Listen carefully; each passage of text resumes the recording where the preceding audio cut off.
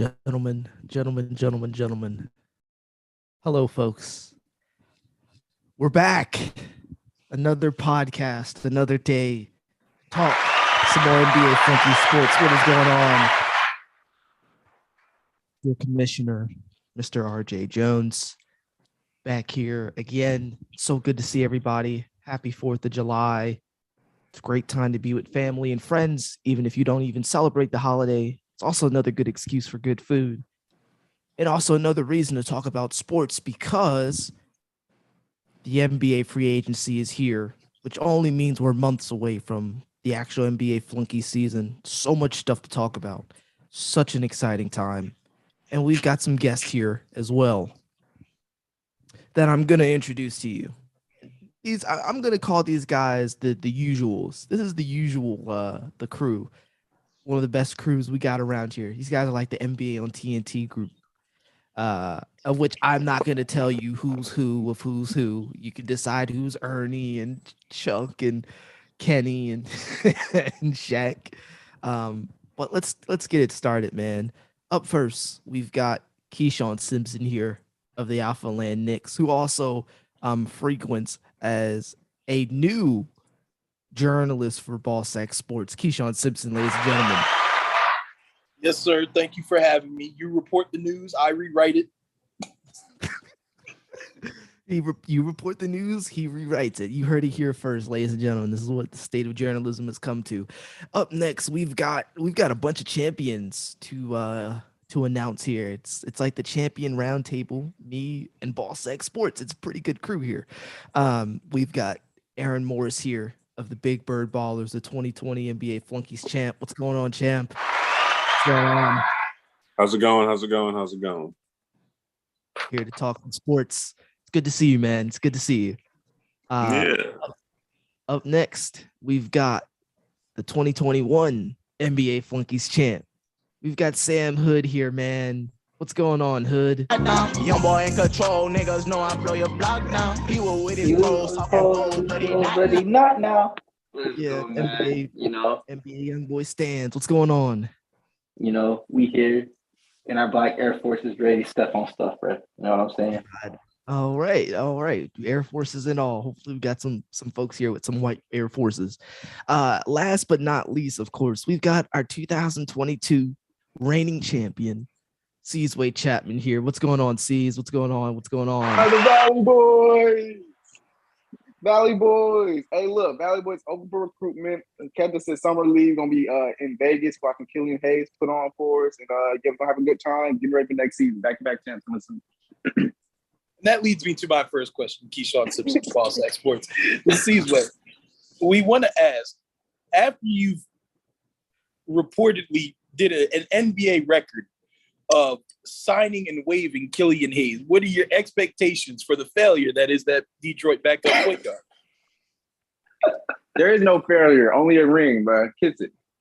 Look, okay, we have big future plan. Big future plan. We don't disclose. Okay, big future right plan. Now, we're not disclosing any valuable information to Ball Sack right now, bro. Oh, okay. Don't worry. I got you. First column, Killian Hayes will be waived at least 12 times this season.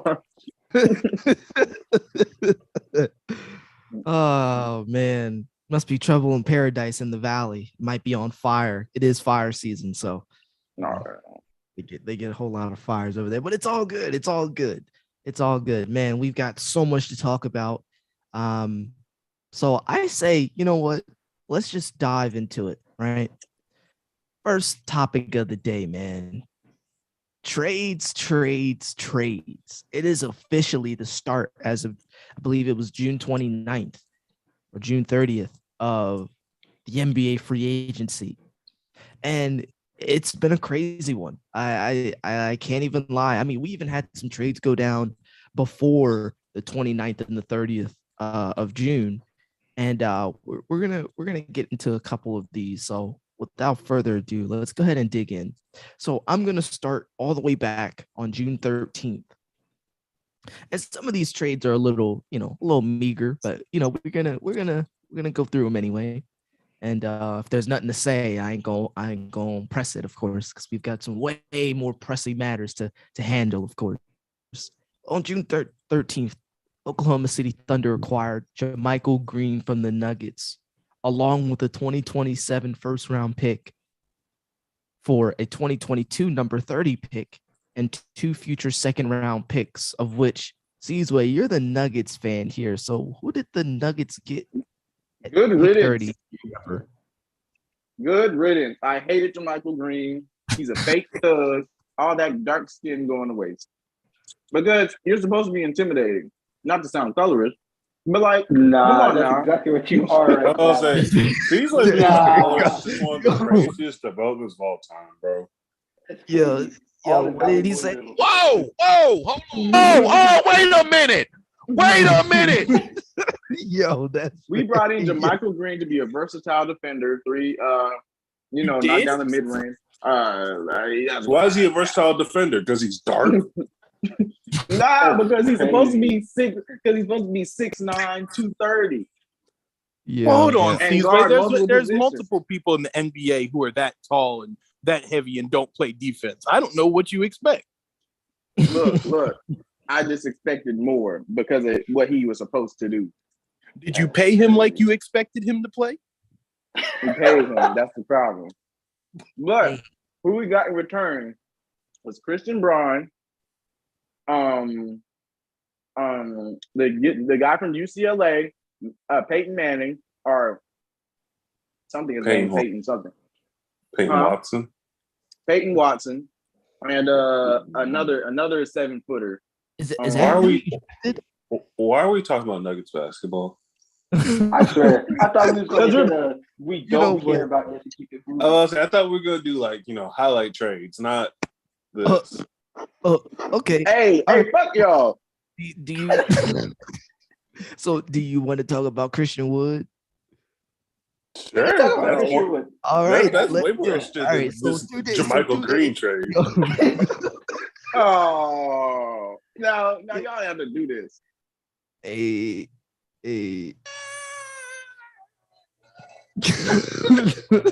Sorry, C's. All right. So on June 15th, the Dallas Mavericks acquired Christian Wood from the Rockets for Boban Marjanovic, Marquise Chris, Trey Burke, Sterling Brown, and the number 26 pick of this past draft. Good trade, bad trade. Is it cash or is it trash? I think it's a pretty good deal. They basically traded nothing for him. Yeah, it's one of those Durant-like deals where he just finds like a bunch of players that add up to Christian Wood's fantasy production and then trade them, and so it's an equal trade. Like, that's essentially what happened here, bro. So it's like, I think the Mavs, this is a good recoping, even though, they lost their GOAT, their so-called GOAT in Jalen Brunson. Think they all right? Oh my God. Yeah, and we'll definitely get to that. I think this was a good deal. They gave up nothing for it. They get a lot of talent when he's healthy back in Christian Wood. I mean, Houston is in the tank for victor race. So, I think this is a right up their alley. Yeah. Back. Tank for that. Victor Wembanyama. Yeah. Is he the guy from overseas? Yeah, he's the guy. Yeah. Yeah. The thing is, which is really interesting because it seems like a lot of Texas teams are entering in this, tank war. It's weird considering that, the top or the bottom 4 teams all have the same odds. So it's like, how bad do you really have to tank here, man? Fair, but when there's about to be like 8 to 10 teams, you gotta make sure you're in that bottom 4. The tank is going to be generational. Got to increase your odds. So I'm gonna give it. This was fire. I like the trade. All right, we're gonna move on. Jeremy Grant to the Pistons. Who cares? Yeah, who cares? Yeah. Okay. Trades. Magic. Oh, that's right. They had a bunch of the draft stuff. Well, the big one I wanted to cover was DeAnthony Melton. My Philadelphia 76ers traded the number 23 pick and Danny Green. Thank God Thank God. I appreciate whoever whoever would want to do something like that. Someone in Memphis was thinking with their brain. Yeah, there you go. But I mean, the Grizzlies did draft David Roddy at the number 23rd George's the athletic George's Niang. Do we have to do this right now?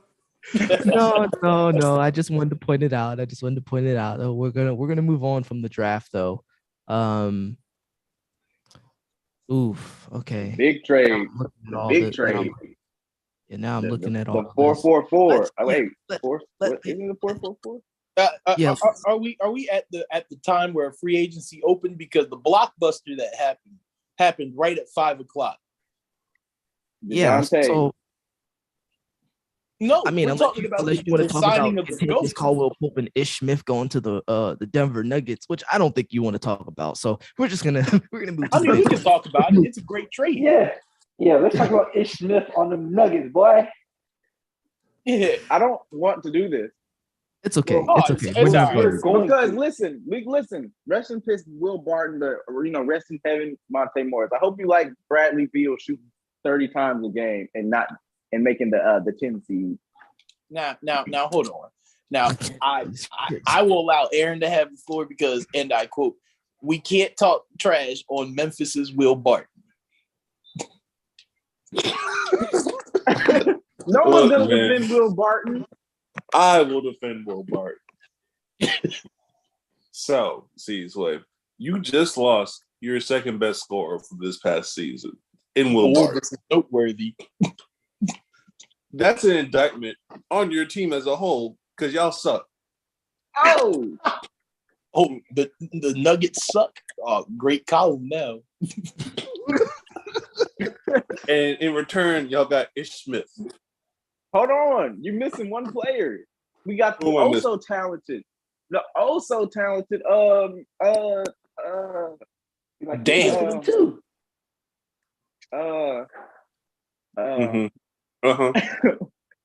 Tell me all about him. Oh, okay. Yeah. Yeah, I'm sorry. Let's talk a realistic aspect. The Nuggets got fleeced. Will Barton took his ball and he ran with it, but he also made KCP. KCP better than Will Barton, hey man. KCP from the Lakers, yes, that man is better than Will Barton. But KCP, who is about 3 years past his prime, no, I wouldn't say so. And you know what? With that being said, we're gonna move on to the big trade, man. June 29th. The Atlanta Hawks get DeJounte Murray for the 2023 first round pick, 2025 first round pick, 2027 first round pick, and future pick swaps. Along with Danilo Gallinari going to the Spurs. Sam Hood, please lead this conversation. How are you feeling as a Hawks fan right now? What's going on? This is beautiful, man. We get something that we desperately needed in Atlanta, somebody who can actually handle the ball besides Trae Young. It's beautiful, man. Somebody like DeJounte Murray who plays both sides of the ball, offensively, defensively, rebound. That boy, he a thief. He actually fits perfect in the young boy stand culture now. As many steals as that brother be getting, man. We love stuff over like that over here. I think all in all, it's a great trade, man. Fuck them picks. Actually, really, one of them picks is really like Charlotte's pick that we got for nothing. So it's we gave up really only 2 picks.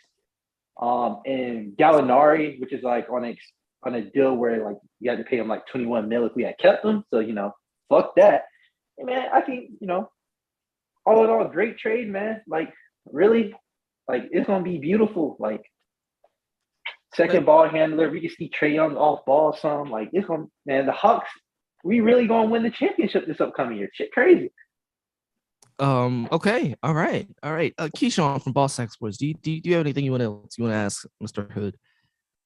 This trade absolutely blindsided me. I couldn't have predicted the Spurs dumping off DeJounte Murray after an all-star year. I personally would have thought that they would have tried to be somewhere in the 8 sweepstakes to try and pair him with DeJounte and build off of that, but absolutely I was wrong. I mean, You have to God have bless. talent in order to, be in the 8 in sweepstakes. Yeah, they would have needed some. And what other talent they had had besides DeJounte? They I mean, they had Keldon Johnson. They could have traded Jakob Pertl. Nigga think a Keldon Johnson, Lonnie Smith package gonna get him DeAndre. That's crazy. Hey, man. Yo, gotta no. Look. You add Lonnie Walker, Jakob Pertl, and if you really had to, add Keldon Johnson with a first round pick, and then you get DeAndre Ayton. Wow. Hey, man. Bro, come on. A guy who just quit on his team. He's certainly had some all-star numbers, but he's certainly not an all-star. Like I don't think he can demand that much. That's a good trade for a young guy. Yeah, bro. Huh? I don't trust RJ when it comes to bigs at all. So yeah. Look, I agree with the idea. This nigga high on Christian. This nigga high on Christian Wood, who's quit on every team he's been on. But he's not high on DeAndre Ayton. There's some crazy stuff going on. Oh! I never said that. I never said I'm high on Christian Wood. Whoa! I can't wait to write this narrative down. Whoa! Now look, you have a point when it comes to me not being very reputable with big men, especially American-born big men. I'm a foreign. Bro, you thought Luka Garza was gonna be good. I still think that. Is he on the Pistons summer league team right now? No, Isaiah Stewart on something. Look, everybody who plays on the Pistons right now should be on the summer league team. It's basically an NBA team that's a summer league team. Congrats. Not that big. Luka Garza's on that Pistons. Again, like I said, I might not be that reputable with big men, but I don't understand, to Keyshawn's point, why the Spurs would want to make a kind of trade like this. Like, it's not that evident that that they should be in the tanking. Pop said it himself that they're not going to be good for a very long time, and so they wanted him to go compete for a championship. He's quoted as that. I did read that report, and out of respect for the organization, I understand why they did that. And look, this is also perfect for me and Citizen's agenda. It's Josh Primo time. It's Josh Primo time. Yes, sir. Yes, sir. Me and Citizen's gonna die on this agenda, bro. It's Josh Primo time, bro. Bro, Josh Primo just Killian Hayes South. Take it back. Josh Primo. Josh Primo is the dark-skinned Killian Hayes. That'll be my next report. He's perfect for Ceasley then, if that's the case. Ceasley hates dark skins. You can't forget that. Yeah. The narrative is the Valley Boys would draft Killian Hayes over Josh Primo every year. So Josh Primo coming. What? Josh Primo's been blessed by the young boy stands, and all my predictions come true. Amen. Okay. But you got my any blessing. Other thoughts on this trade? I'm excited to see how DeJounte Murray doesn't make threes, because that's going to be interesting. But, I don't know what the Hawks going to do, but I think they'll be a pretty good team in the East with that matchup. I just wanted to be playing point guard. And let's see how these fantasy numbers look for both of them, because look, here. Maybe I should give my take now. I don't know if I have either of them in my top 10. And these are 200 fantasy point players. Like, I don't know how they're going to coexist. Like, DeJounte might have the edge because he can score, he can assist, he can get rebounds. Oh, but it could I know be how they're going to coexist. How? John Collins not going to get the ball. Amen. But John Collins was never getting the ball to begin with. Because he's got to get shit. So I guess it's not going to make that big a difference anyway. Yeah. So John Collins will continue his 3-year deal with the Hawks, proceeding to do nothing. Correct. Oh, okay. Well, I mean, that's not nasty enough narrative. I don't need to write about that one. I don't know. I don't know. Is Clint Capella still on the Hawks? Absolutely. You think he was getting the ball? Like what? What are we talking about? He's supposed to get rebounds and just pass it back out. I don't even want to see him get cutbacks, bro. He can't even do that. Just pass the ball back out, bro. But how many fantasy points did Clint Capella average last year? Wasn't it like 80 something? I guess like that's 80. I guess he's gonna be down at what 50 or 60. Nah, what you mean? He's still gonna get all them bricks that DeJounte be throwing up from three. Oh God. Oh my God. That's fact. Okay, so who Hood? Answer me this question: if there was one, if between Trey or DeJounte, who's averaging 100 fantasy points this year? Is it? Oh no, they're both going to average. They're both going to average 100 fantasy points. Because what's going to happen is, they're going to get they're going to run together a lot, obviously, but they're going to be staggered where they both get to run the offense. So there's not really too much to worry about. Like Nate's biggest issue was like when he took Trae Young out the game. Like we had nobody else to like stagger with them to run the offense. Now we have DeJounte. Somebody will be running with the second unit. Someone will always one of them will always be on the court. Hopefully, Nate is kind of dumb. But hopefully one of them will always be on the court. To challenge that point, though, challenge that point, when the Trae Young goes out and DeJounte runs the second unit, you're gonna have the same issue because Sharif Cooper is gonna be on the court. No. Why do you think Sharif is playing? Who told you? What? Sharif Cooper gonna be getting picked on out there. Sharif Cooper not making. What's y'all's G League team called? The Skyhawks. Yeah, he ain't making off the Skyhawks bench. I don't what are you talking about? He's not going to be playing. And our bench is going to I'm mad that we got rid of Kevin Herter, but we still have Bogey. He can shoot. We still got pieces. So we got the Holiday brothers for whatever reason. I don't know. Hey, they're gonna be looking good. Hey, Skyhawks team gonna be telling Sharif, man, sit your dumb ass down. Hey, no cap though, no cap. Sharif be balling on that G League team, bro. I've seen the stats. It's like he's a mini Russ out there, bro. It's actually insane. But I don't want him in an NBA game. Of course not. And speaking of that, the next trade was the Hawks with the Kings. Justin Holiday, Maurice Harkless, and a 2024 lottery protected first round pick for Kevin Herter. That would hurt, man. Kevin Herter allowed us to pack up the 76ers that year. And 27 points, bullying Seth Curry. That was generational. I'm gonna miss that man. I wish we could have kept him, but I don't know. Trust in Travis Flint, we trust, man. In them they trust.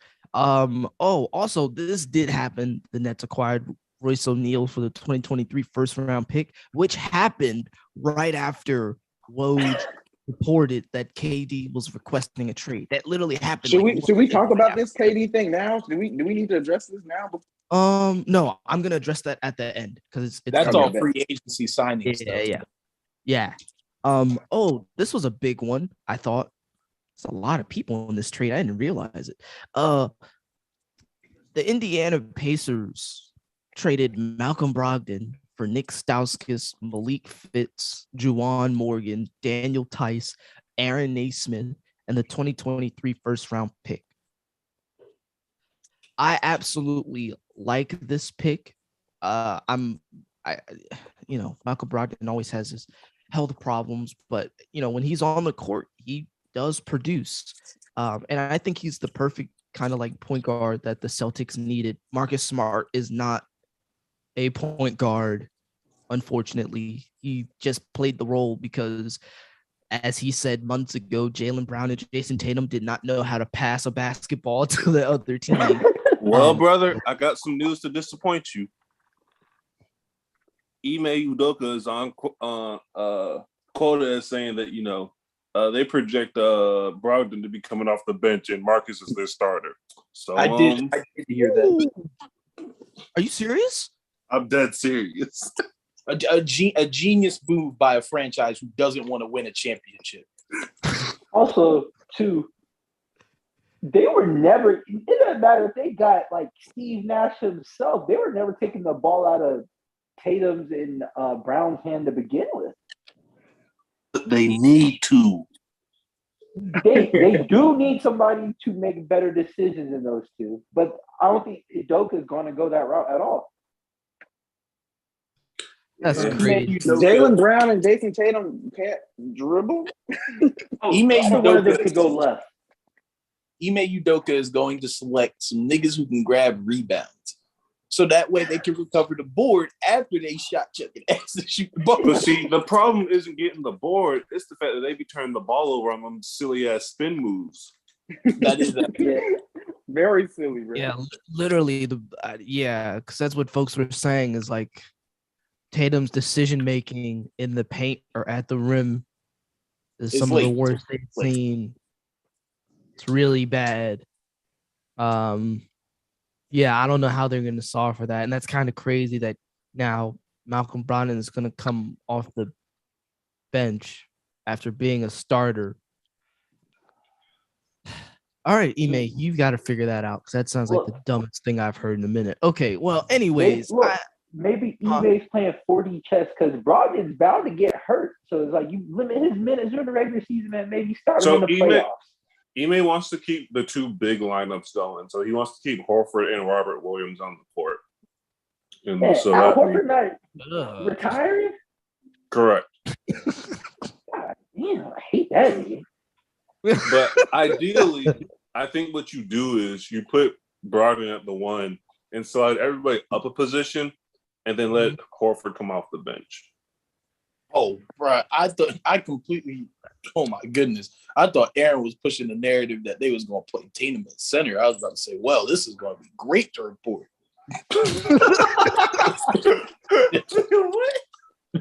Listen, look, I'm all for it, bro. Remember, we in an era of positionless basketball. Positionless basketball. Fuck a big man. Ain't that right? Ain't that right, LA Ron? Come on, man. Yes. Yeah, forget a big man. Like what? Nah, go say hi to your buddy Luka Garza. He's glorified power forward. We gonna call him. He's probably walking around the streets of Detroit looking for a job right now. Damn, the two-way splashing water boy. Look, man, he could be a water boy. That's okay. He can always go back to Iowa, University of Iowa.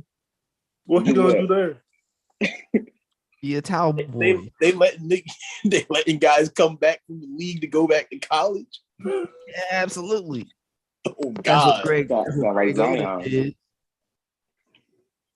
People get to declare for the draft and then go back to college to declare for it later. That's crazy. All right, and then obviously like one of the other big trades that happened. This was a shocker. I'm not gonna lie.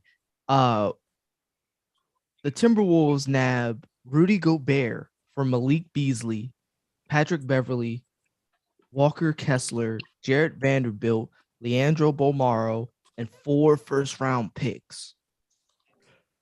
Wow. Yeah, I wonder what KD's going to get. Yeah, I wonder what KD. This is it's just that's just a lot for how much is Gobert getting paid? Like $200 million, right? He's getting paid like a supermax. Yeah. God, they give him a super. God. You giving a supermax to a man who got butterfingers all offense? That's crazy. It's insane because it's like if you watch like the last couple of years of playoffs, he gets played off the court because he just gets put in screen hell, and it's like, what are you doing? And then like him and Cat, like I get like maybe they're trying to make up Cat's like defensive liabilities, but you bring both of them out on the perimeter and just like screen them to death, like. Bruh, like any of us could go to the paint, bruh, and like just get an easy way. Like that's how crazy it's funny. So the only thing I want to push back on that is like, is he getting played off the court because he can't guard, or is he getting played off the court because his guards can't fight through a screen and help him out just a little bit? You're right. Donovan Mitchell is terrible. I agree. Donovan Mitchell came in to in the league regarded as a defender, and we haven't seen any. But how is that going to make it any better when D'Lo is now? D'Angelo, here? yeah, Like, that's this, what I'm like, here this to is a say. It's like, terrible it's D'Lo. transition. Like, Yeah, one it's from D'Lo. It might be Oh, worse. if I'm the Timberwolves, I'm also trading D'Lo. Oh, for sure. Like, look, they should be starting McCaughlin, like off rip, McCaughlin, whatever it is, ball heading. Starting to McLaughlin. Yeah, by McLaughlin. far. When he played, the offense actually looked competent, bro. So it's like you start him and just figure out what to do with D'Lo later, bro. Matter of fact, where TJ McConnell at? That's what he. He's currently on the summer league roster. Oh, He's dang. hurt. He just came off an injury, so it's like I get it. But yeah, they just need somebody just to pass the ball and not do dumb stuff with it. And you can't trust D'Lo with that right now. So it's like put in McLaughlin, whatever, and just roll with that. But it is a lot. I mean, essentially, somebody's gonna have to like give KD like ownership to like get him that because this is crazy. 5 first and all them players for Gobert. Yeah, that's basically what this is looking like. Is KD is finna get the farm. I don't know any other way to put it. I mean, if Rudy Gobert, Paul George went for like what 5 clicks, SGA, and what else? Man, you know what I'm saying? Like the price of the breakers went up. Yeah, SGA. Yeah, and folks have been trading and getting contracts like the salary cap doesn't exist.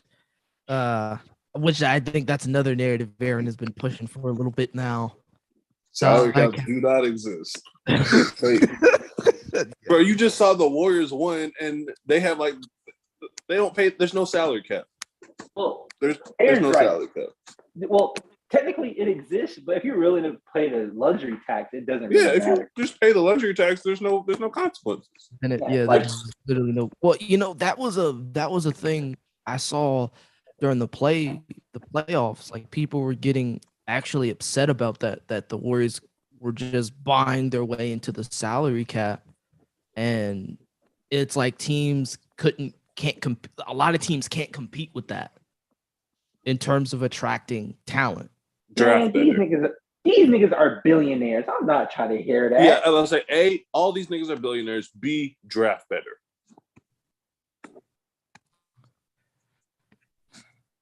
Just draft better. Yeah, I mean, that's really the big thing is you have no choice at this point. And I think with how the culture looks right now, how things are going in a certain way, I think with teams actually wanting to build better cultures, although I do think the only way you get that is through change of ownership, change of leadership. It starts usually from the top down, unless you get a generational player, an Allen Iverson, a John Morant, someone like that to build around. It has to start from the top down. Oh yeah, if you're the Phoenix. Well, I don't know because they had Devin Booker and they were absolute garbage for his first 4 or 5 years. That's what I'm saying, right? Like Phoenix Suns, nothing changed. They just, Chris Paul came in, everybody grew up.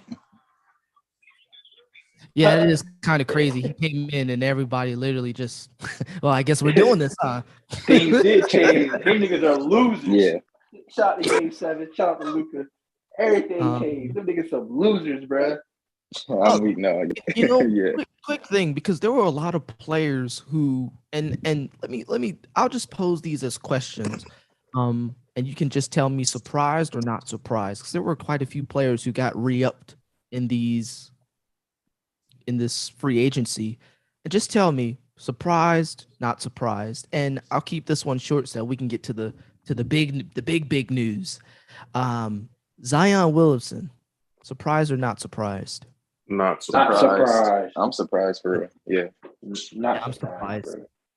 Why are you surprised?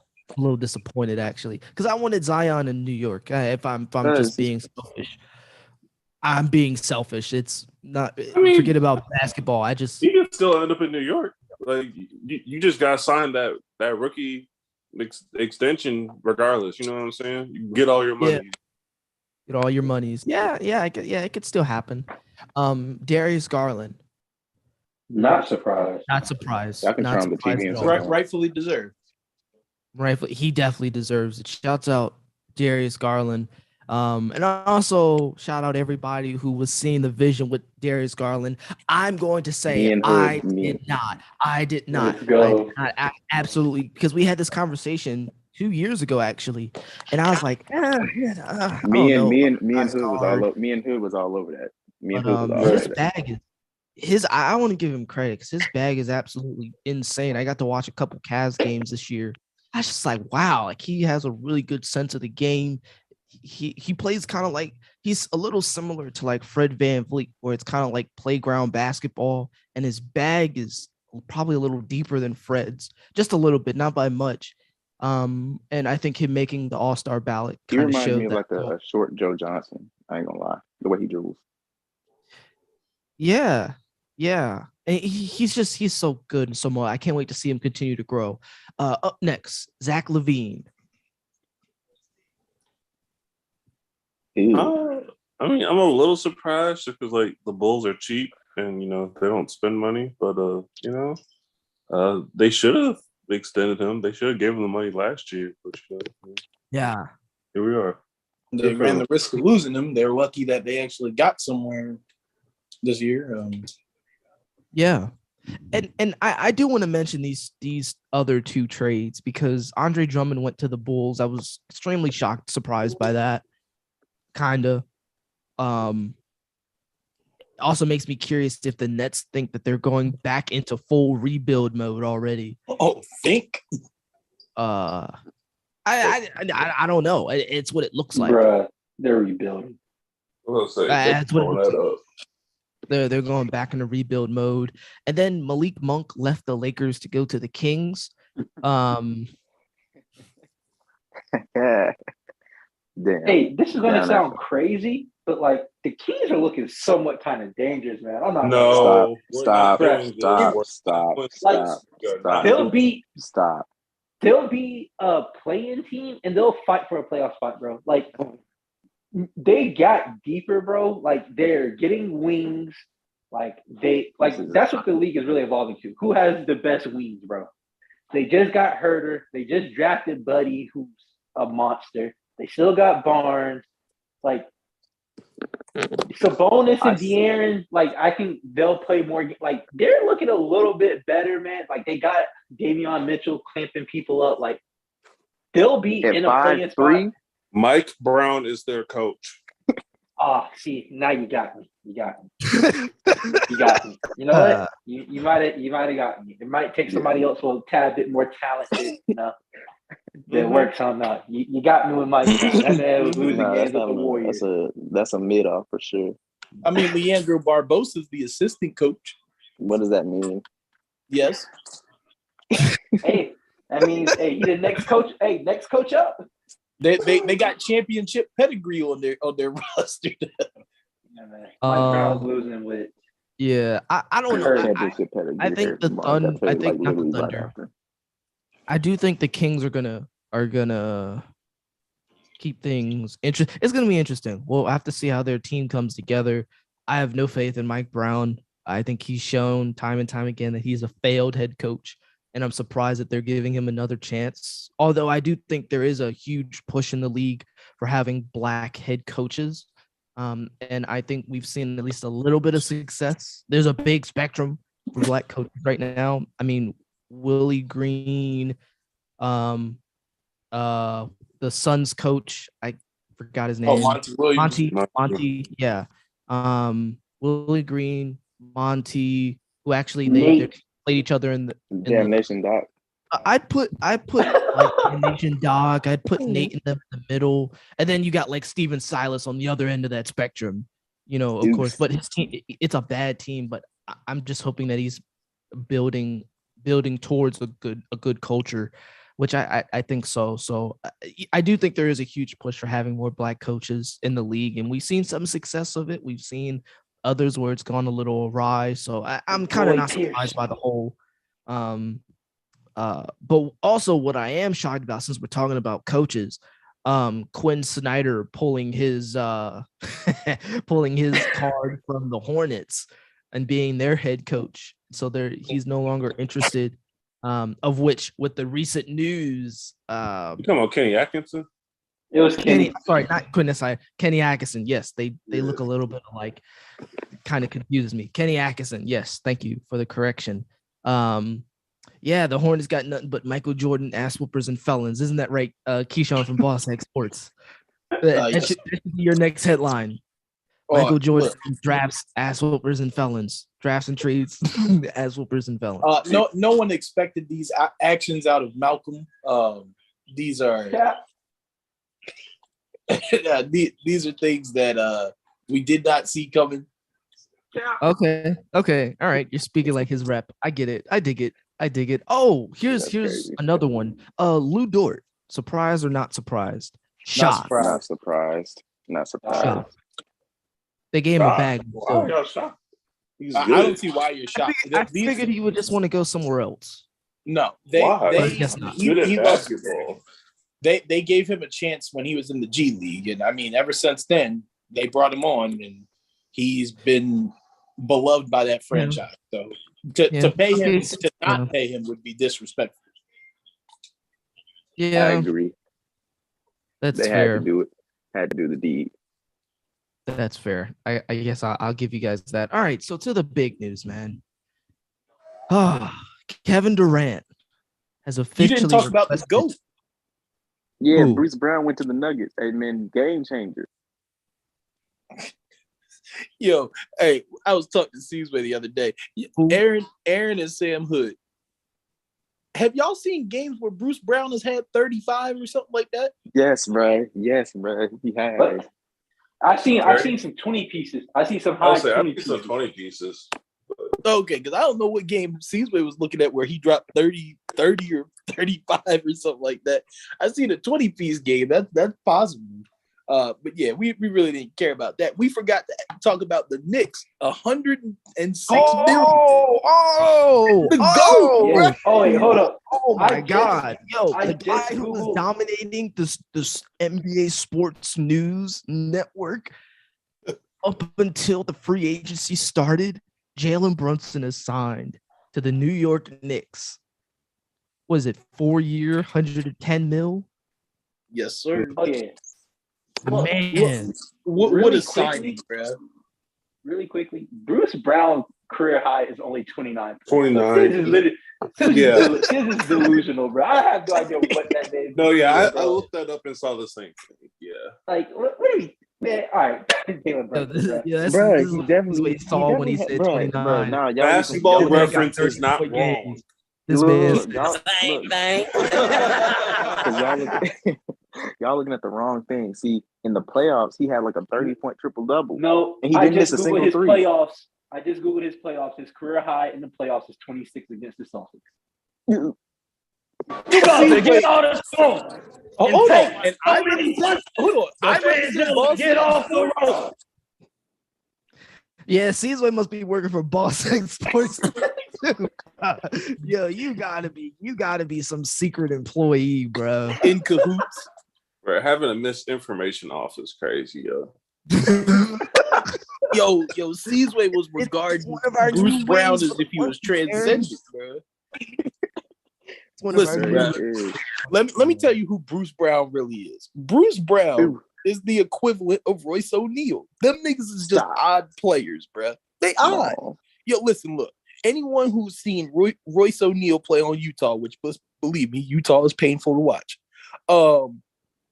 knows that these two niggas will find a way to have a stat line that reads 4 points, 11 rebounds, 5 assists, 2 steals, 1 block. No. See, you're missing one key factor of Bruce Brown's game that's not in Royce O'Neal's game. Bruce Brown thinks it's always Bruce Brown time. Okay. People be talking about Jordan Poole. He be playing like the hoes watching. Bruce Brown play like the hoes is watching. Oh my God. Wait, hold on. You said a man who played less than 25 minutes a game is thinking the hoes watching? Yes, they watching that. They're watching him. Congrats, Seasway. You got like 3 hoes on your team. So you got Bruce Brown with the hose watching, but Michael Porter Jr. lights get ass.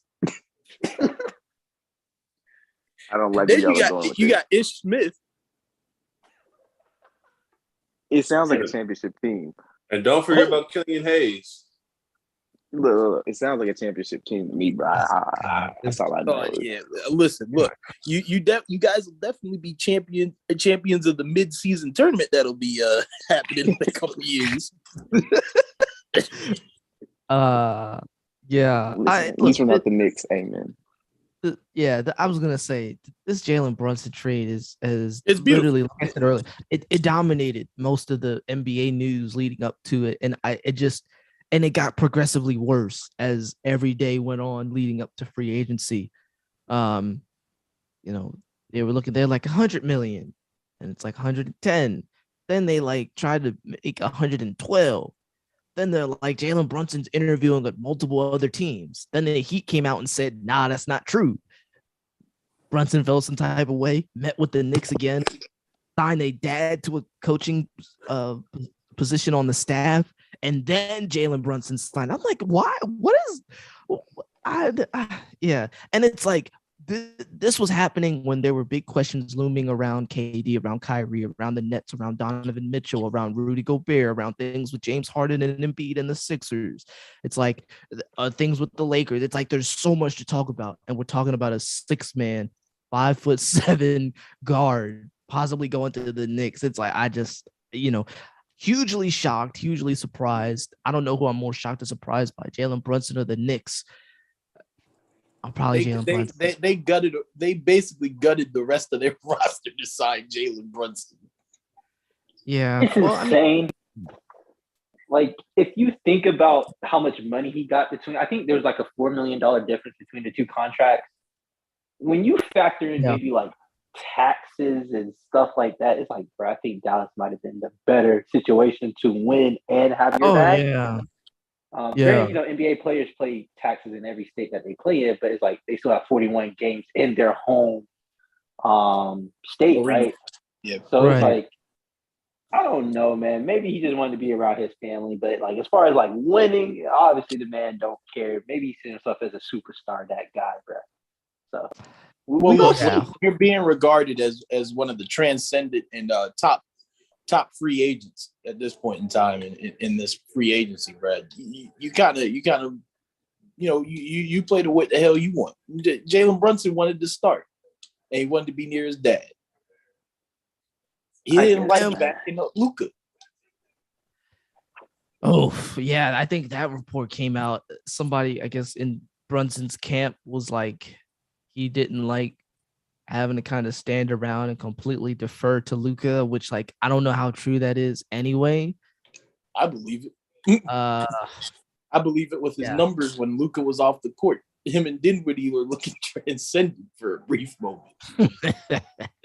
But I can't say that for the rest of the Dallas Mavericks team. But anyways, we're gonna move, man. Kevin Durant, man, God, has officially requested a trade from the New York Nets.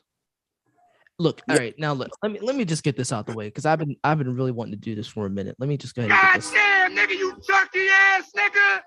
You turkey ass nigga! You getting the blues all day! You getting the blues all day, turkey! Short ass nigga! You turkey nigga!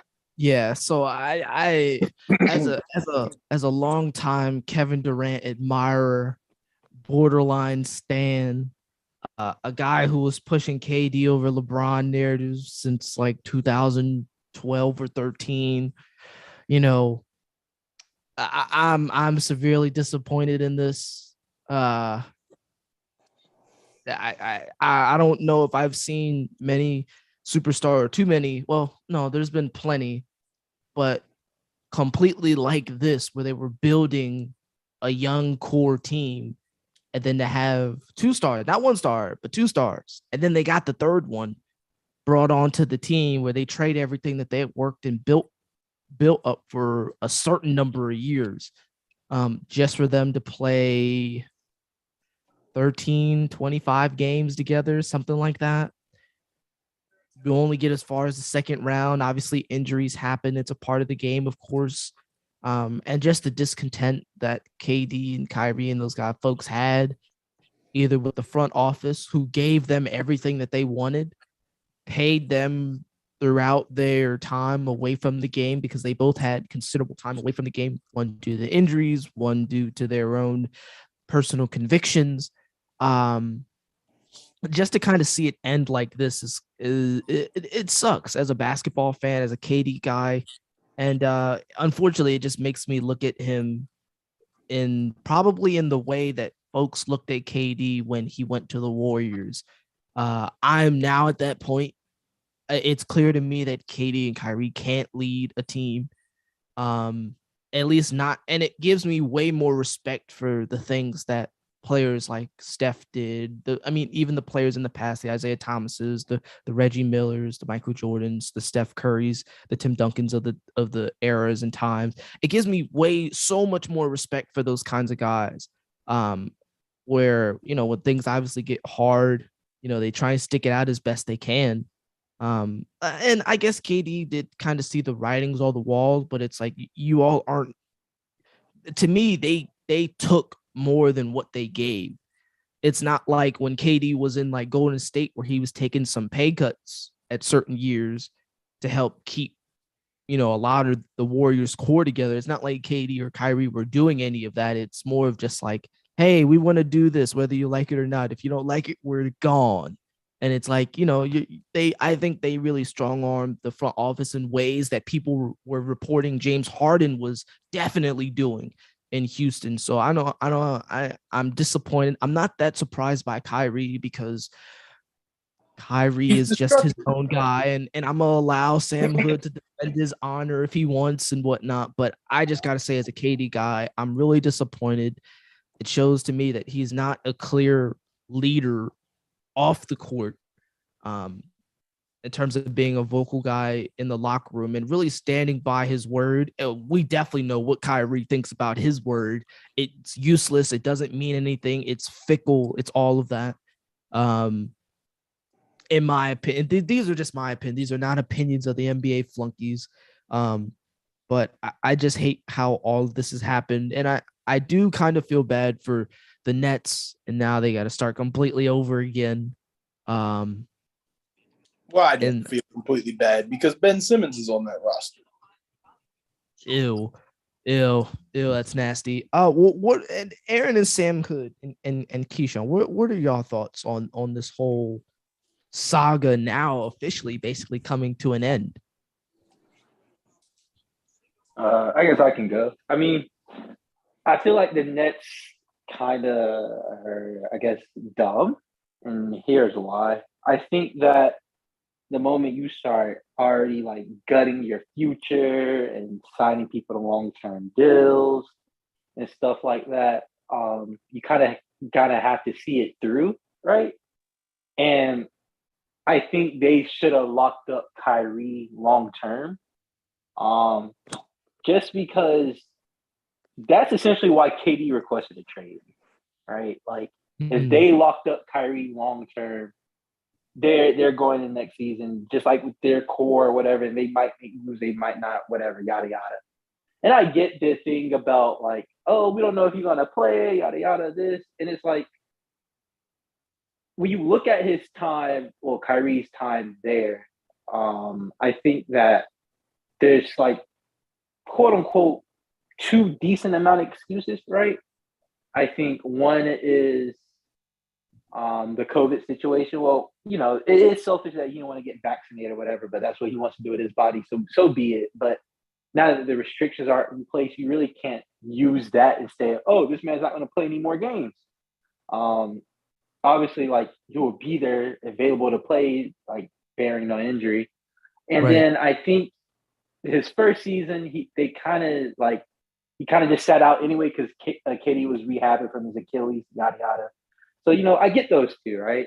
So any other time there, like where he's missed games, I get like it's fair to be mad. But I think once you've already invested so much, and the only thing that's stopping you now from getting to that spot, it's not picks, it's not like assets or nothing. is you just paying this man long term to maybe like a 3-year extension or something like that. Just have him like him and Katie on similar timelines so that like they both leave together or whatever, right? That's all they could have done, and then they could have just kept it going, right, and just gone from there. It's like I think you've already invested so much, you have to see it through, kind of thing. Yeah, I 100% agree with you. It is something that you have to really see through, and it's not like, I mean, basically, Patty Mills was gonna come back. Ben Simmons is already under contract. You would have had the option of letting Andre Drummond go, which they did anyway, but they could have kept him if they really wanted to. They still had Nick Claxton, which they re-upped. You still have Seth Curry under contract. KD would have came back, and it's like this one piece. It's like really this one piece is what's keeping you from not wanting to start over all over again. It's like, why not sign him? That being said, I so I listened to, there was I think it was Sean Marks, because he's the GM, right? Yes, he is. Yeah. I think it's Sean Marks, the white guy. There was an interview that he had. I think it was a press conference interview. I think it was a couple weeks after they had gotten swept. And Sean Marks was basically saying that they're looking at every option available in terms of Kyrie, what his commitment means to the team. And I think it's always like a red flag, in my opinion, when front office GMs start talking like that. I think Sean Marks was utterly annoyed by Kyrie and his many antics or whatnot. I mean, because like there was something someone reminded me of, like in 2020 when the bubble and the pandemic happened, when all of that was going on. The Nets did play. It was Kyrie who didn't want to play and was trying to convince everyone to not play. He did not participate in the bubble. He basically wanted nothing to do with it. Not sure if it was his personal convictions or whatnot. But I think that was probably like the first nick in the armor for probably a guy like Sean Marks. And then you have all the stuff happen with him basically not wanting to show up for the team. Injuries, of course, which he's always been unstable as a player, even though he's technically played. I think he's played like 80% of his games over the past like 3 or 4 years. Because I think y'all were having a conversation about Kyrie. I think Seasway had brought up like how completely inconsistent he is in terms of health. But someone that did the numbers, and he played like 80% of his games over the past 3 or 4 years or something like that, going back even to Boston. But I think that injury that happened to him in that Bucks series probably didn't help. And then you have just all his antics and stuff. Like, that's my thing about Kyrie. He's just a very interesting character, and you've got to be a certain type of person to kind of deal and put up with that.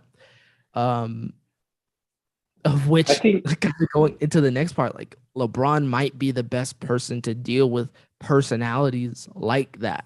He's the only person right now in the league. He might be even though he's a little passive aggressive, like he throws passive aggressive shots in the media, whatnot, but might be the best person to deal with Kyrie because Kyrie's never gonna have as much attention as LeBron would in the media or in general. He's never, ever. And I think he needs someone like that to kind of overshadow him. And you think KD would be that guy, but KD is just out there, just want to, like he says, I just want to play basketball. So it's not that much that he does unless it's basketball related, unlike LeBron, where he's kind of everywhere. I mean, honestly, with the whole situation, I kind of don't feel way too sorry for the Nets in this facet. Yeah. Especially with how things are going right now. I mean, do I believe Kyrie should have gotten paid all that money for not playing whatsoever? No, I don't. I believe, hey, man, you weren't even here most of the time for the team. So why the hell would I pay you a max contract? Which I'm very glad that Sean Marks stood his ground with his backbone at that point in time, because realistically, I believe that, no offense, some of the Nets, some aspects of the Nets management or coaching staff are spineless. There was a lot of people who were just allowing Kyrie and KD to kind of walk how they wanted, especially Kyrie. Kyrie was hosting a private practice outside of Steve Nash's practice. I remember that. Yeah. And then the biggest thing, which we didn't even tackle, when KD and Kyrie were on Instagram, Kyrie stating, "Hey, we don't need no coach." Well, I mean, you could kind of see his mindset, for how he personally felt up front about the idea of being coached by Steve Nash. I don't think he's very fond of Steve Nash. I think KD might have been, but I mean, Kyrie's not fond of him in any way, shape, or form. But also, I take a look at what's happening. I mean, Kyrie is going to be out because KD's requesting that trade. They both want to play together, just won't be there in Brooklyn. And if you look at what happened with the Nets,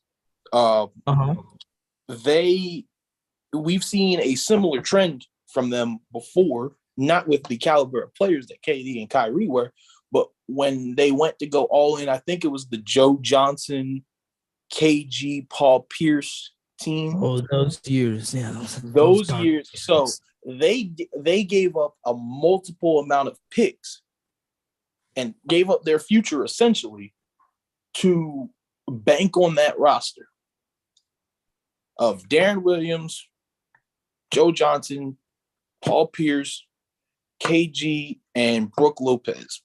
It didn't work. I don't think they got any farther than the second round.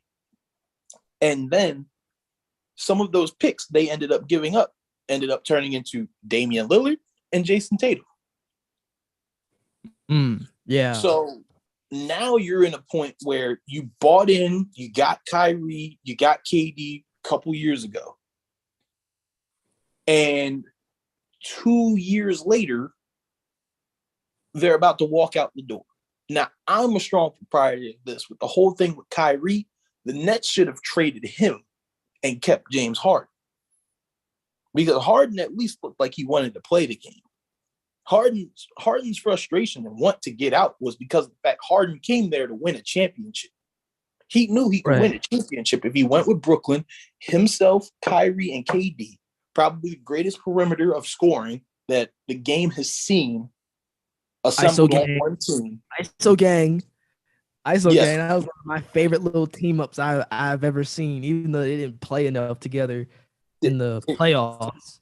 Yes, I still think they were going to run the playoffs. Absolutely. They were going to run that entire playoff game. Realistically, had Kyrie bought into getting the vaccine and did what was best for the team, at that point in time, once again, as Sam Hood said, his body, he can choose what he want to do with it. There's very few people who would have doubted the Nets to be in the finals. Pretty much, we probably would have said they would have won. Even last year, it's like, all right, well, now that even all the mandates and whatnot, things are starting to calm down a bit and we're going to get back to actually playing a full season of basketball. It's like, okay, all right, they're going to be back, right? Eventually, maybe. Then Kyrie doesn't. Misses half. And then Kate, I've been telling y'all this and y'all know it.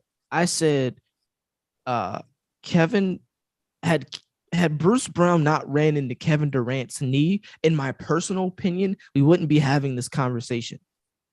In my personal opinion, I really don't think we'd be having this conversation because it's like, all right, well, KD stays healthy the rest of the season. They eventually get Kyrie back. I think James Harden would have stayed and they would have at least attempted to go back and do what they were supposed to do the year before when everybody was healthy. Again, it's kind of a shitty thing, but let me ask y'all this question. Do y'all think that KD and Kyrie will play together at a different place? Yeah, I think someone would have somebody be able to figure out this whole contract cap space thing to have both of them on their team. I think they will. Do you think teams want to deal with that? Aaron, mean, do you think he's able to deal with that? I think a I bad don't team know. would deal with it. What'd you say? I think a bad team would deal with it. Yeah, I think- you're 100% right. Send him to Sacramento. I mean, Let like, Mike Brown deal with him. Oh God, that would be a shit show. Oh my God. Mike Brown couldn't even deal with Kobe. Mike Brown don't stand a chance against Kyrie. Mike Brown does not stand a chance. I honestly believe, and it's starting to come to light even more now as the days have continued. I think I said it a while ago. I believe Russ is going to be traded for Kyrie. Just because, I mean, right now, Kyrie's on a 1-year deal. He opted into the money, which actually this makes it look very even more scheme-like by Kyrie, in my opinion. You didn't want to just leave and, take a mid-level exception. You wanted to get paid, but Brooklyn wasn't going to give you the extension for your max contract. So what do? Well, I opt into my year where I get the median amount of money, which is still about $36 million. And then immediately, because KD's my guy and he knows I want to play here. And if you're not going to ensure that I'm going to be here, well, I'll just go talk to him and see where he's at. And we see KD requesting a trade. And then after Kyrie signs his extension, we hear not too long after, I feel like it was only 15 minutes after, that Kyrie was stating he wanted out. I think it was the next day. Like it was somewhere. Kyrie did it at the deadline, and then literally the next day. So like, KD and Kyrie are definitely they're not stupid. They might be dumb, but they're not stupid. They talk about this. They chat about it. They definitely talk about it. I mean, they talked about wanting to play together. So I think they definitely chatted about this, and they not slick. We kind of see through it. The Flunkies see through it.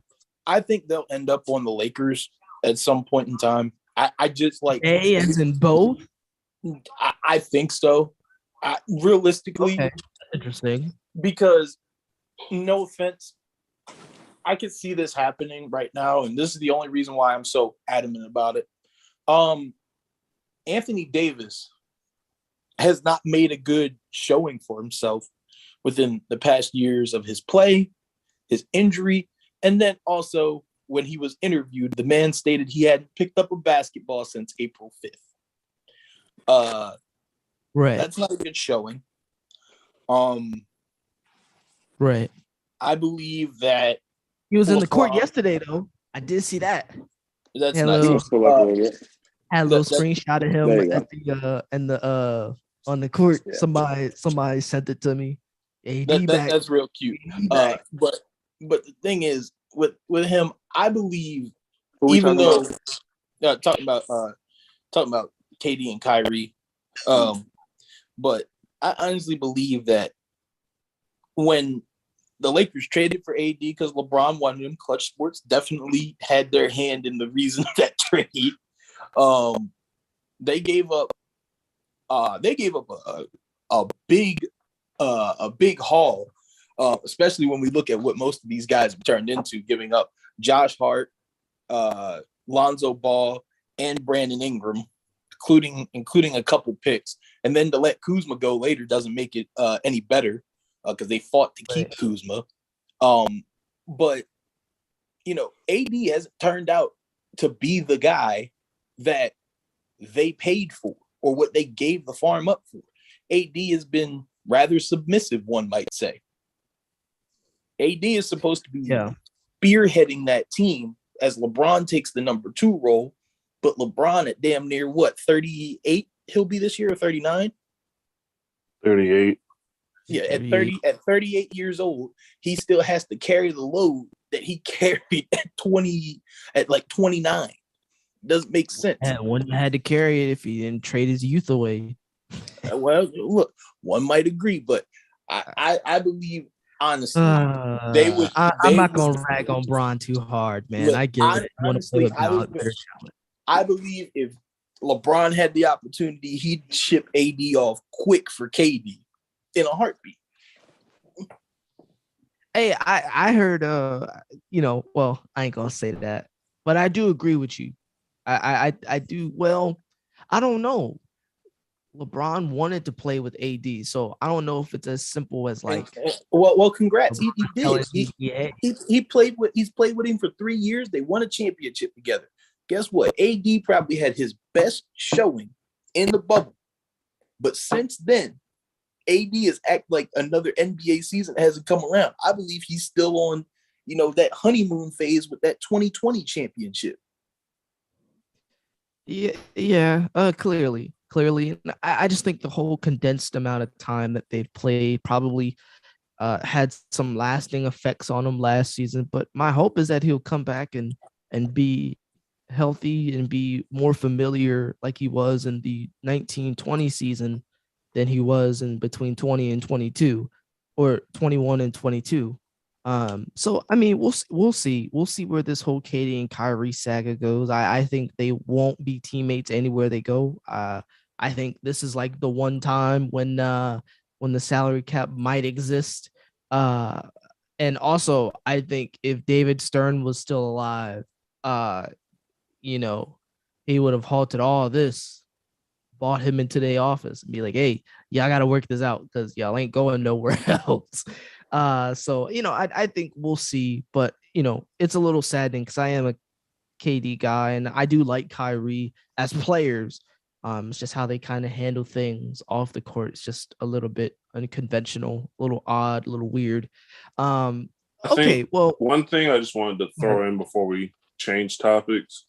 Sure. I think that owners and GMs really need to look at themselves in the mirror and realize that players don't take over organizations that are poor, that are strong, that are well run. They take over organizations that are poorly run.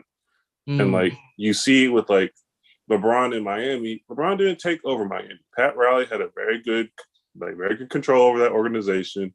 He was in charge. In Cleveland, he has his run of Cleveland. In LA, we know LA is poorly run. He has his control over LA, right? Same thing with KD. KD didn't have control over OKC. He didn't have control over the Warriors, right?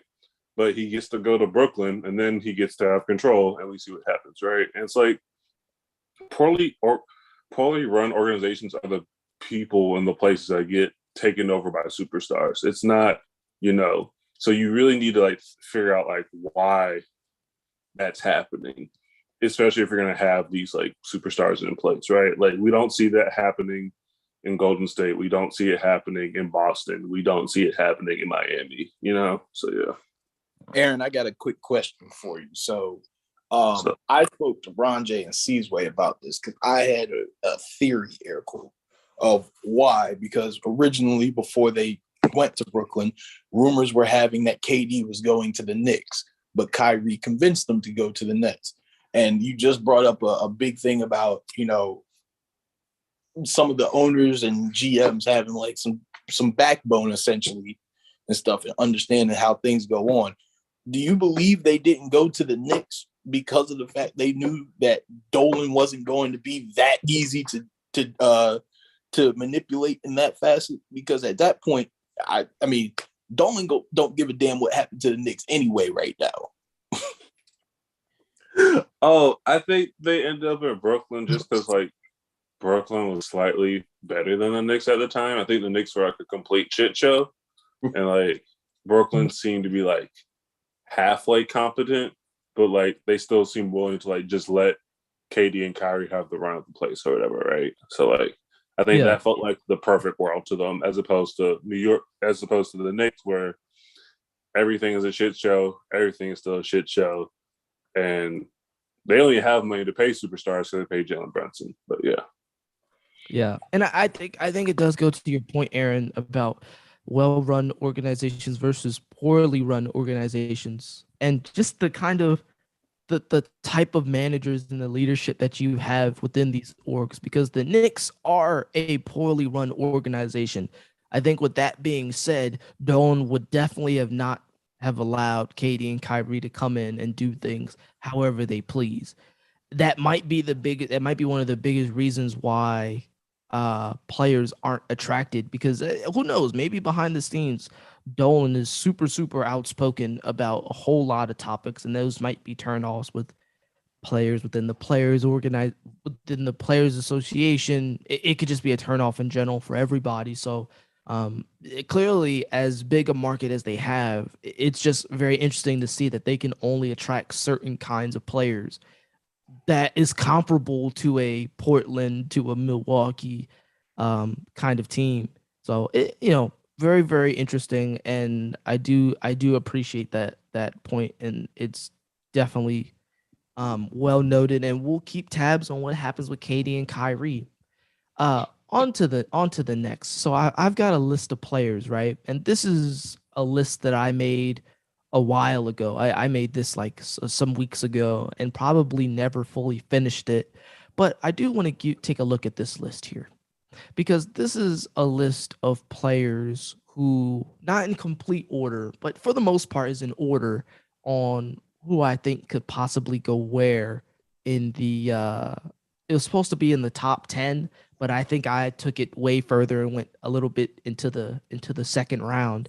But for the sake of our argument, right, we're gonna try and outline who, as of right now, could be top 10 players as of right now, as the current trade free agency goes, as of right now. Now, for me, I have the first 7, and let me go ahead and share this. Make sure you guys can see this. Can you see it? Yeah. Okay. This is a criminal list. Continue. Yeah. Well, like I said, I think I was just listing a bunch of players' names. It's probably some that I'm missing. This is not in order. This is not in order, because I know you see John Moran at 18. And I see DeJounte Murray at 7. Yeah, that's actually kind of crazy. No, he should be 1. Well, all right. He's a Hawk now. Yes, sir. All right. Pain. All right. Oh, you know what, ladies and gentlemen, we just got a new guest, ladies and gentlemen of the She Fanatics. God. That's Sterling. Key. What's going on, Sterling? Yes, sir. What's going on, gentlemen? Hey, well, I'm so disappointed. Oh my goodness. Well, you're incredibly CPT time late.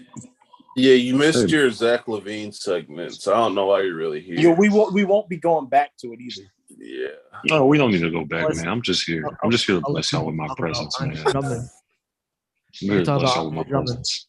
No, it's all good. We're talking about, we're going to try and outline who it is that we think are going to be top 10 in fantasy right now.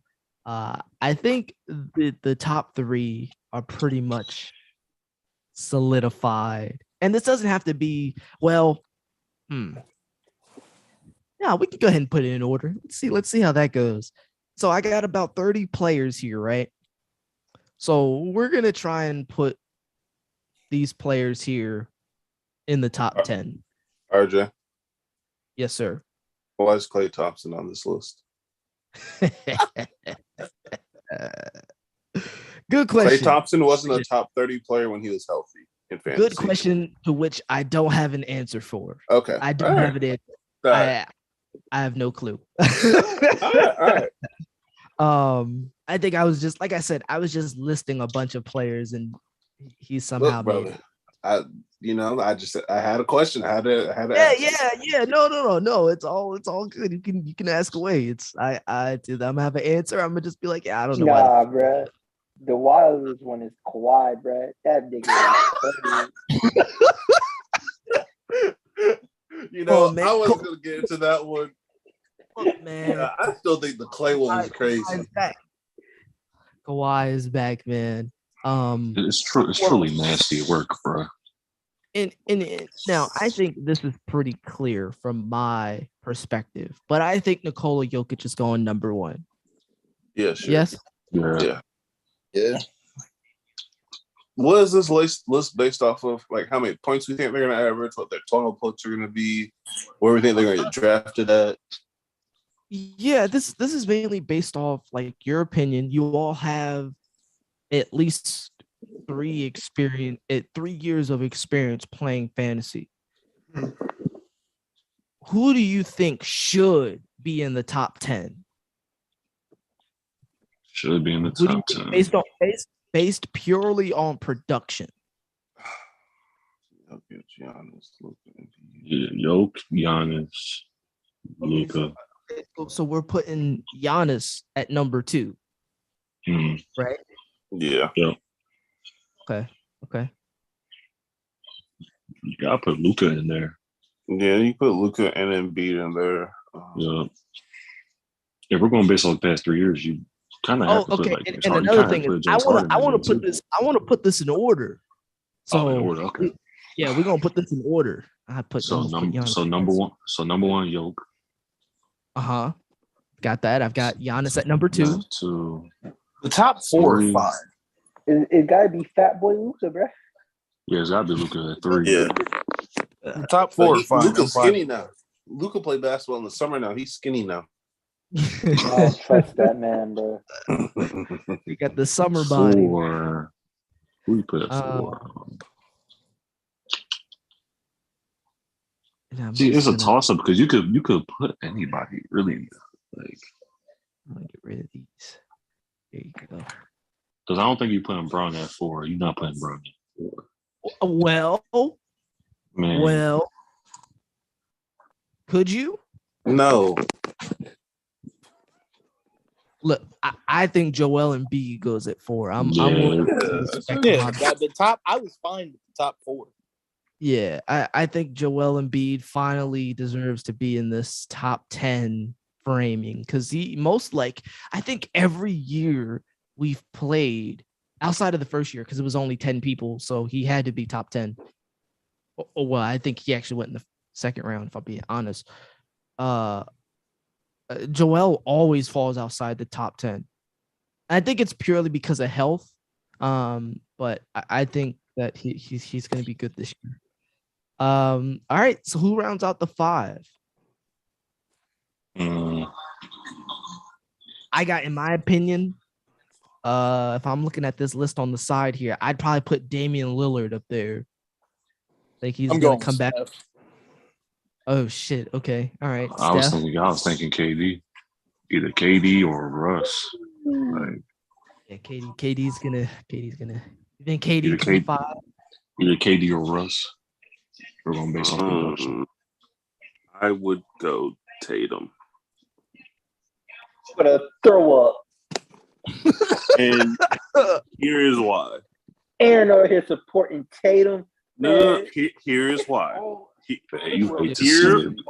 Hear me out. So I'm looking at last year's totals, right? Jokic was first. Giannis was second. Embiid was third. Luka was fourth, right? Mm-hmm. Fifth was Trae Young. Sixth was Tatum. Seventh was Murray. We've agreed that Young and DeJounte are going to eat into, each other's point totals, essentially, right? Absolutely. So therefore, what does that leave us? That leaves us Jason Tatum or Karl Anthony Towns. To be honest, and you know what? Actually, let me throw another name out here. No. I don't like it. It's LaMelo. It's LaMelo Ball. LaMelo. Yeah, I knew LaMelo. you were going there. LaMelo I didn't like it. Yes, it's LaMelo Ball. I think LaMelo Ball could be number 5 because he decided to want to play with ass whippers and felons, and them felons is not going to be there. So. Locked up. Who he going to pass the ball to? So do we think LaMelo could break 5? Think we could. You be top 5. I mean, if Jake's drafted 5th, I'm sure he'll go 5. You know what? For the sake of argument, let's do it. Let's do it. I'm digging it. Oh, this is bro. That's disgusting, Brother, Bro, Hey, put stuff or something. But- Bro, delete this, bro. What the fuck? All right, so It's real we dumb. don't want. All right, so we don't want. All right, so what? We're gonna put Tatum up there. You could put Harden up there, bro. You could put Harden. Tatum. bro, we saw how Harden played. He stunk. Hey, but if You we're said, going on but we just said production, overall. But we said overall production, so that's why you got to yeah, put Harden. fantasy production, he's still Yeah. 100 points per game fantasy player. Not once he got to Philly. But we said within the thread. But we said within the past 3 years, though. No. This is supposed to be for next year. Yeah, for next year. So for next year, then no, it's not Harden. He ain't really No. changed that much. Like Harden's still gonna dominate the ball. Okay. I'm gonna throw. I'm not willing to put him as high as 5. Personally, I'm not. I don't have the gumption to do that. Okay. But I think Okay. he would be top 10 somewhere. But number 5 is interesting because like it could be Tatum. Like I don't know how Cat's gonna play with Gobert out there. I know. I mean, That's going to change the offensive numbers. it kind of does. Like Cat ain't getting no double doubles no more. It's gonna be Gobert getting 25 rebounds. Cat with 27 and My brother. 9. Nobody on the Timberwolves shoots inside the paint. All of them going to be long rebounds. All of them hold still Cat's rebounds.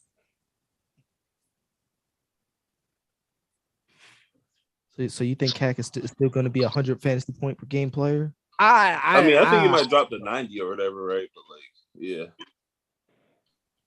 God. It's about to become imagine it like this. Like this is you get the top. Like Aaron, imagine you're in the top 10 right now, and let's just say you're the number 5th pick because we're still clearly on that. Mm-hmm. Jokic goes first, Giannis goes second, Luka goes third, and Embiid goes 4th. Are you still picking a guy like Jason Tatum or Cat at that point? You need somebody to shot Chuck. Oh, so I'm probably still taking Tatum. Dang. Bro, Yeah. you looking at shot Jason chuckers, Tatum. bro. I'm picking Yeah. Tatum. Bill. I could see that. Guys, Anybody? shot chuck, We've got Tatum, Cat, and Dame. Well, Pick from actually, the- I'm seeing a name that's missing on this list. So I just want to ask. We had Klay Thompson on here, but Donovan Mitchell just didn't get in here. Do you guys have something y'all trying to say? Okay, so so I told everybody that this is not a complete list. This is just a list of me throwing names out in my head. That And this you- is not and a you complete. thought Klay list on the left. Thompson. You thought Klay Thompson was more important than Donovan Mitchell here. Hey, spare me, man. Spare me. Nah, me. get on that man's ass. I can see Tatum at 5. Let's go. Can see Y'all Tatum at telling me 5. y'all couldn't see Spider Mitchell shot Chuck. Because Tatum's gonna get you like 25 and like 8 rebounds and maybe a couple assists during the regular season. Like Along just with 6 turnovers. no, so like those turnovers are just extremely high during like the playoffs because obviously they're just focusing on them. So like during the regular season, like teams not coming out with that kind of intensity, bro. Yeah. All right, I can see number 5. I'm not too against it. I mean, I drafted Tatum last year with like the 10th pick, so I do think he's like or 11th pick. So I do think he is top 10. Definitely think he's up there. So Like y'all forget that man still got to play like Orlando a couple of times a year, bro. Like he'll be fine, bro. Oh, Orlando, not the with what Knicks. Paulo said. Paulo said they getting KD. He's insane, bro. all right. So number 6, yeah, Paulo is insane for that. I don't know. Number 6 now. Now we're outside the top 10. So it's like, all right. Now it's kind of at this point. Let's just pick the best player available. Bro, like you say we had 6 and outside the And top we 10, outside bro. the top 10. You need the top 5. Man, so you I'm just sorry, made we're some outside the sleep, top bro. 5. Sorry, we're outside the top 5. Yeah, y'all know what I'm trying to say. Come on now. All right. Number 6 pick. Damian Lillard always goes around this point. You said KD. All right, so now like we still got KD, we got Cat, Dame, LaMelo, still got LeBron and Steph, still got KD out here. So it's definitely some people worth picking still.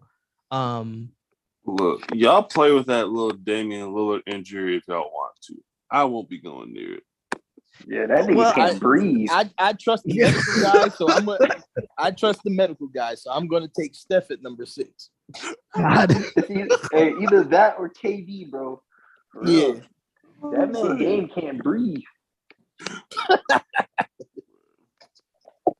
I would be willing to put a LeBron or Steph or Cat here in this area.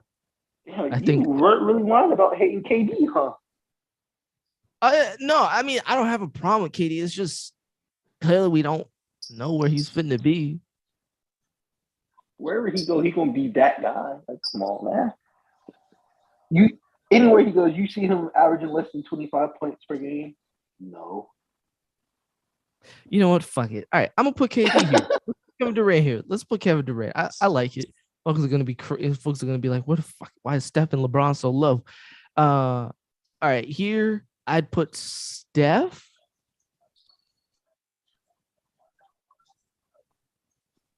I'd probably put Karl Anthony Towns here. Probably put Karl. Let's go out on a limb here. I see Aaron's point from earlier that Cat's production is still going to be there. He's still a really good scorer and all that. And I guess the shot checking is just going to be off the charts this upcoming year. So I think it's worth it. All right. Now, number 8. Now, I think this is Steph Curry. What say y'all? Or LeBron. LeBron and Steph are going to be 8, 9, 10. Just because of like age and health, but their production is off the charts when they play.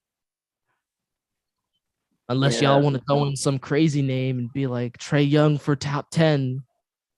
Oh my God. Or DeJounte. This is going to be a nasty left off. You could put Curry, I think. Because I don't know, man. I'd put Steph here. LaMelo's crazy too. Oh, yeah. Like, this is where you start getting like in LaMelo's little triple-double BS game.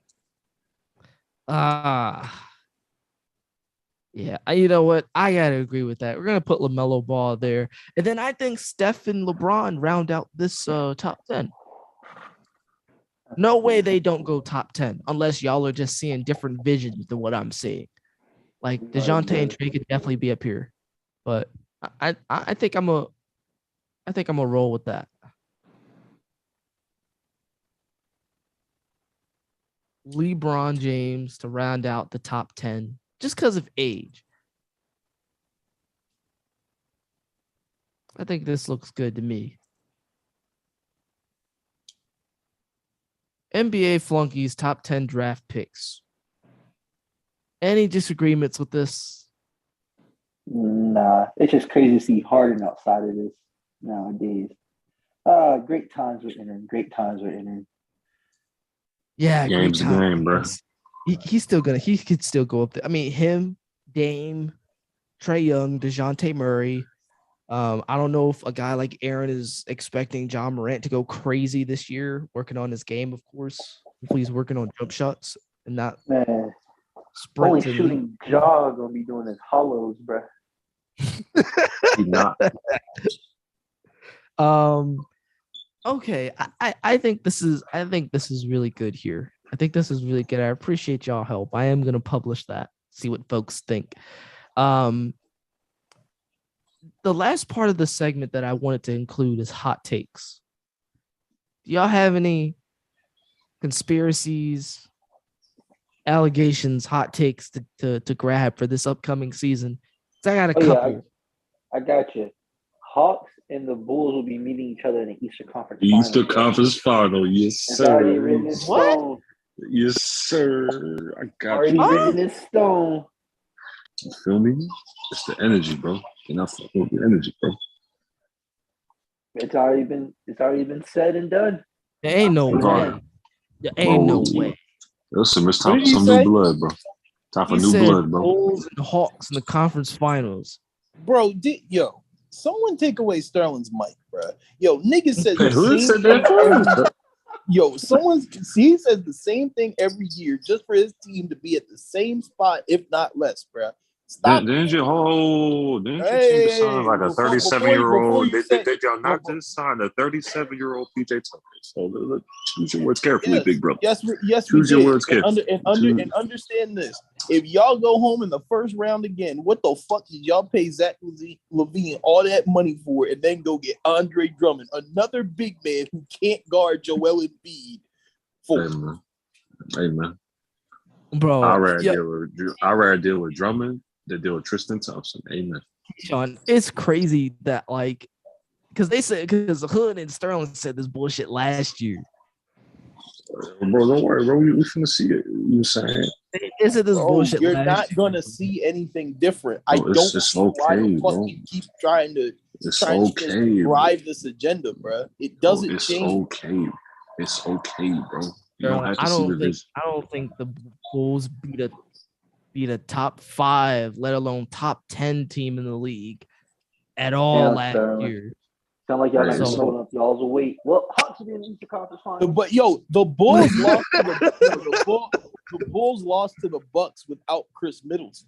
I don't know, Hood. You better hope Nate McMillan can draw up some game plan with Trae Young and DeJounte. His dumb ass has figured out like he did the first year. Hey, Hood, you saying Nate McMillan looking very Lloyd Pierce-ly? Bruh. I don't know bruh, we gonna get him out of here eventually. If not, bruh, we just gonna put the next assistant coach in. He gonna lead us to the Eastern Conference Final. And we'll just keep doing that over and over. That's or y'all will lose Trae Young if this shit don't work out. Man, it's gonna work, bruh. It's already written in stone. Didn't you hear? Hot take. Trae Young going to LA in a few years. Man, God. Did you? Okay, maybe you did. It's okay, Hood. Just wait till it happens. Man, rest in peace, bruh. That's why the 76ers are gonna get blown up after this year. Because y'all not gonna make it past the second round. Shout out to Doc. God. Oh man, y'all lost your white boy. Y'all lost Doc, Kevin Herter. I miss that man, bro. Man, I miss Herter, bro. It's cool. You got DeAndre Hunter though, right? Man. Saying y'all got DeAndre Flames. Oh, they got Kevin Knox. No, the Pistons have Kevin Knox now. Oof. Yeah, that was that's kind of a crazy hot take. I'm not even gonna lie. What's up? Hot take, man. My hot take is that the Clippers are gonna win it all in these 2023 NBA Finals. You should be ashamed of yourself. One leg go snap, unfortunately. Every time there's all this calamity in the league, Kawhi comes around, wins a championship, and sets everything right. It's bound to happen, brother. So John Wall's going to be healthy enough for them to look like they had to look different. Yeah. Look, listen, man. We just had a conversation. John Wall is going to be healthy. Look, we just had a conversation about the NBA being about who's got the best wings. I think the Clippers might have the best combination of wings in the league. They just didn't have their leader in Kawhi. And they got a veteran point guard who might have lost a step of speed, but it looks like he's been working on his skill a little bit. That's yet to be seen, though. I'm not, but I do think that the Clippers can put it all together. They're easily head and shoulders the best team to win it all. Hey, bro, hands down. I need to see your license real quick, bro. You can't be riding around like that, bro. Hey.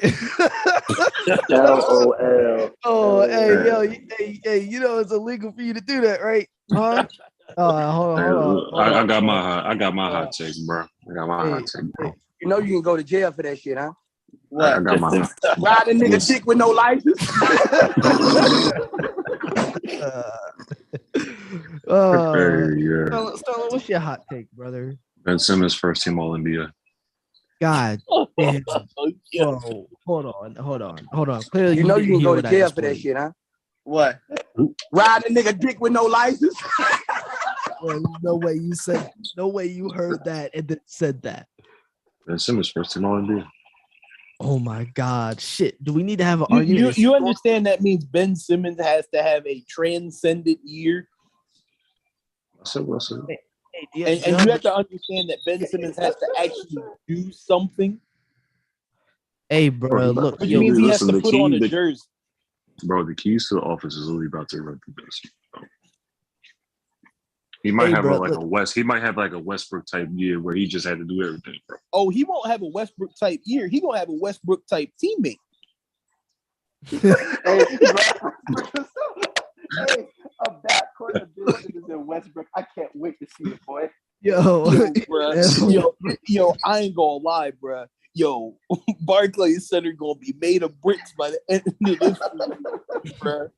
You called them the Brick Lane Center. Oh yeah, the Brick Brothers, bro.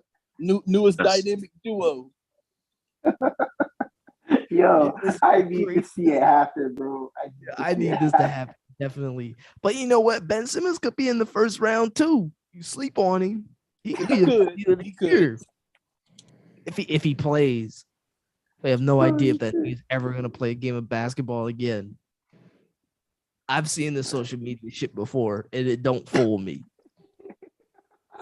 It don't fool me. Yo, kind of crazy, but I mean, we'll see. I know I got a point. We've seen crazy. We've seen crazy. I can't wait to go to Lakers games, man. I'm gonna go to some Lakers games so I can push my agendas in person. Ain't nothing like it, bro. I might have to bring our representative from Ball Sag Sports. Isn't that right, Keyshawn? Might have to bring you along. Help push some of these agendas, bro. You know, it might be really worth pushing them in person, though. I can't wait. I have my Lakers friends next to me. It's gonna be great. It's gonna be great. Ronjay gonna do it very deviously. He gonna wear a Laker jersey and start booing him, bro.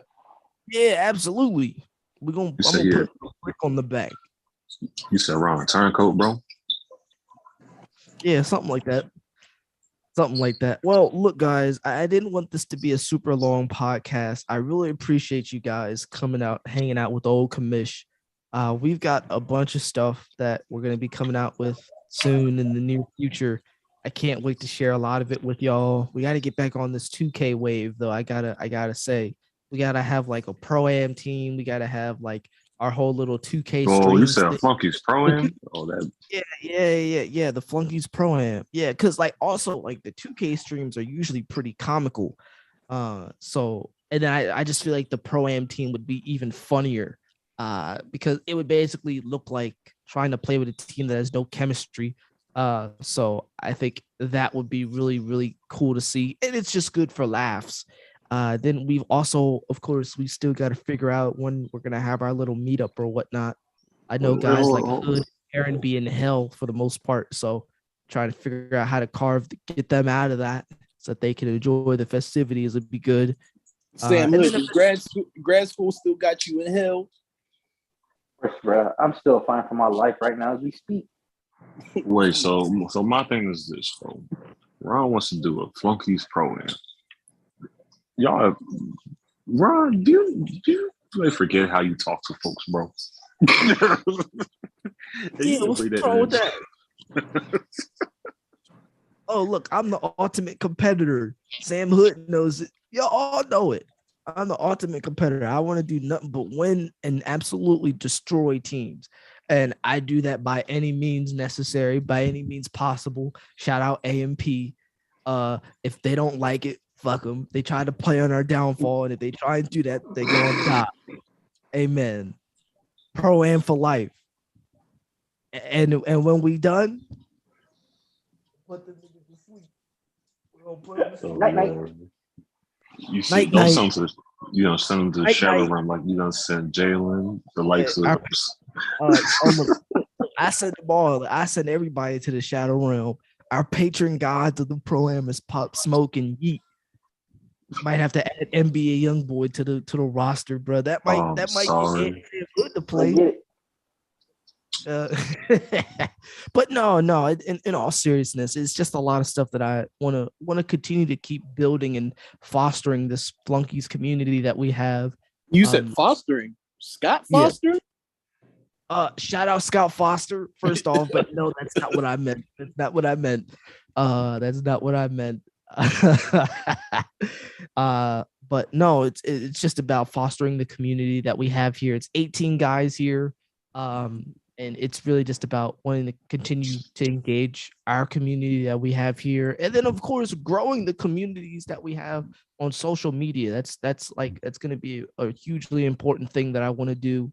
I get everybody's busy and I understand it. And always want to respect people's time and give them something that's going to be worth watching and continue to keep tuning into.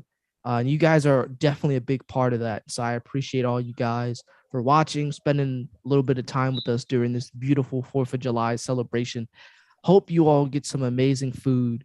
And with that being said, I've got Keyshawn here of the Alpha Land Knicks. We've got Sterling McKee here of the She Fanatics. And we've got our guys, Aaron Morris, our 2020 NBA Flunkies champ, Sam Hood here of the NBA Young Boy Stands, 2021 champ, and Seasway here of the 2022 reigning, defending, undisputed Yawn. champion of the world. Thank you guys so much for watching. I hope you have a great 4th of July, and we'll see you on the next